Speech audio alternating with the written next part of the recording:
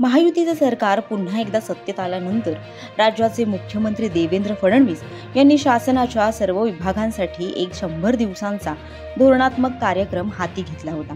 आता या 100 दिवसांच्या कार्यक्रमाच्या माध्यमातून अनेक योजना, विकासाची कामं, अनेक प्रकल्प मार्गी लावण्याच्या पार्श्वभूमीवर सरकारनं 100 दिवसांच्या कृती आराखड्याची संकल्पना मांडली होती। आता या 100 दिवसांच्या कामाचा अहवाल राज्य सरकारने सादर केला आहे।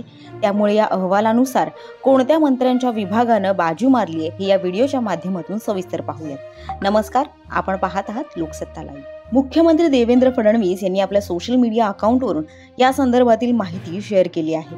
यामध्ये कोणत्या विभागाला 100 पैकी किती गुण मिळाले आहेत याची देखील त्यांनी माहिती दिली आहे। दरम्यान काही दिवसांपूर्वीच देवेंद्र फडणवीस यांनी सर्व विभागांना सूचना दिल्या होत्या की 1 मे पर्यंत नियोजित केलेली कामं पूर्ण करावीत। तसंच प्रत्येक विभागानं 100 दिवसांच्या कार्यक्रमाची माहिती आपल्या संकेतस्थळावर उपलब्ध करून द्यावी। त्यामुळे प्रशासनातील अनेक अधिकाऱ्यांना तारेवरची कसरतही करावी लागल्याचं पाहायला मिळालं। देवेंद्र फडणवीस यांनी आपल्या पोस्टमध्ये दिलेल्या माहितीनुसार 100 दिवसांच्या कार्यालयीन सुधारणा कार्यक्रमाचं भारतीय गुणवत्ता परिषदेतर्फे अंतिम मूल्यमापन करण्यात आलं आहे।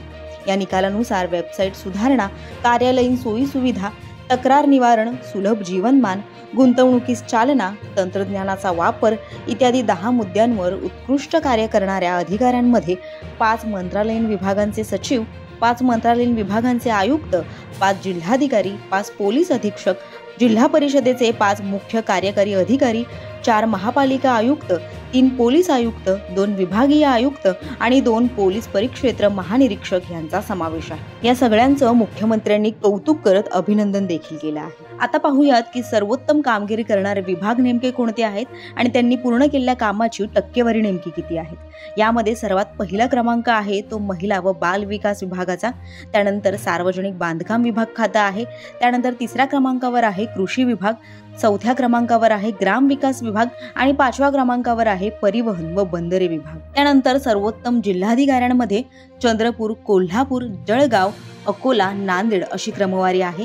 त्यानंतर सर्वोत्तम आयुक्त तथा संचालकांमध्ये संचालक तंत्र शिक्षण विभाग, आयुक्त जमाबंदी, आयुक्त आदिवासी विकास, मुख्य कार्यकारी अधिकारी ग्रामीण जीवनोन्नती अभियान आणि वैद्यकीय शिक्षण आयुक्त। तसंच सर्वोत्तम पोलीस अधीक्षकांमध्ये पालघर, गडचिरोली, नागपूर ग्रामीण, जळगाव, सोलापूर ग्रामीण अशी क्रमवारी आहे।